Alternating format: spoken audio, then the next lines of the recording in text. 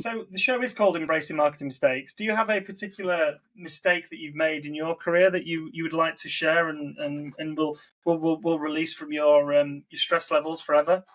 This is a weird one for me because most of my mistakes in my freelance/marketing career have come from my ADHD, and I only knew I had ADHD last year. So they can all be explained brilliantly now, and they're not necessarily marketing mistakes that I can learn from, but I can share some stories that make you go, "Oh, okay." So I've got 4 words written down: heron, suitcase, pasty, and blogs.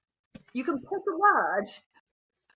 And like literally the pasty one is just a little very small anecdote, but because I used to do a lot of proofreading in my previous job when I was working for the magazine publisher, we used to have celebrity articles, and we had this article in Iceland, the Frozen Food Stores magazine, and it was with Patsy Palmer, and she was Bianca in EastEnders.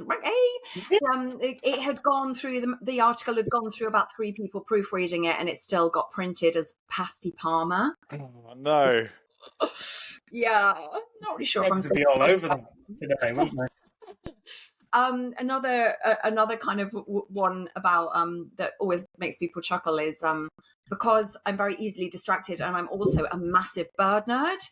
And I've done a lot of freelance training. So I was doing some freelance training for a group of about 50, 60 marketers. I was on a Zoom call, and right now I have a blind in front of me, what's it called? Venetian blind, and it's closed. And it's closed for good reason, because I was in the middle of this training and I went, "Oh, look, a heron."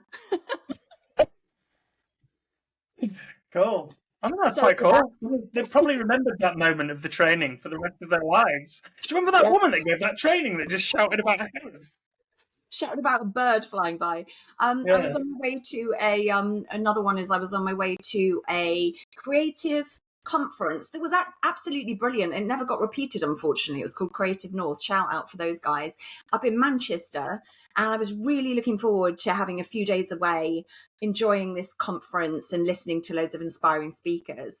And I got on the train at Gloucester. I thought, right, I'm going to do it properly. I'm going to get on the train, take some work with me, sit on the train and do my work. Had to get off the train at Birmingham New Street and get a connecting train to Manchester. Got off the train, got on my new train. Okay, this is great. This is going well. I've got on the right train. All good. And 5 minutes into the journey, I realised my suitcase was still on the train to Nottingham. Oh no! So I got to Manchester and I had none of my stuff, and I was wearing ripped jeans, a little vest, or just completely unsuitably dressed for a conference the following day. And I did actually manage to get it back, but it was a That sounds stressful. A challenge and a half. Yeah, so I'm always super conscious about that. The other thing is it's so hideously embarrassing. I don't even know whether I can talk about it. Oh, definitely do. Yeah, come on. God. So I was commissioned by this company that shall remain nameless. I'm not even sure whether to mention the sector, but it was a good few years ago, and I was writing, I think it was 10 blogs a month for them. They were setting up this new website, and it was to be a knowledge base for this particular area of specialism. And they commissioned me to write 10 blogs a month, and it was on a 9-month contract. So the 9-month contract came to an end. The blogs were going great guns. They were getting tons of traffic to their website as a result, and they decided to continue the project. So I carried on working for them.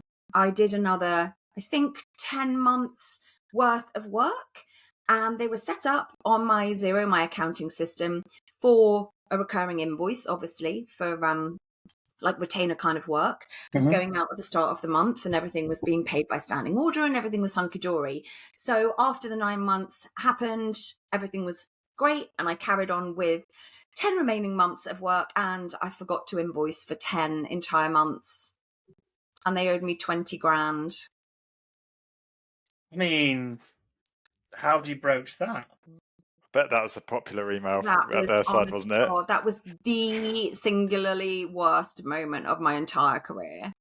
And just to this day, you know, I was going to say I don't know how I managed to notice that 20 grand was missing from my account, but yeah, okay. Yeah, but you didn't notice that, and in theory, if they've agreed the budget, like a normal client, if they've agreed the budget, they would probably go, oh, okay, and just. I mean, it's a bit of an inconvenience to them, but I think that's probably bigger to you because it's your, you know. I think a lot of people, mind you, if someone didn't bill us for 10 months, and then suddenly a bill came in for 20k, you'd feel it. They might have noticed that they weren't getting invoices for 10 months. I don't know, but it was 100% on me. And I feel like so ashamed telling you my story. So No, that's not, honestly, that's not the worst we've had. We've had quite a few. And I always find that it's not as bad. What do they say? A problem shared is a problem halved. That's probably in your bloody book, isn't it? And it's wrong. Did they pay it? Yeah, did they pay it? You got paid? Right, good. And well I done. never worked for them again, understandably.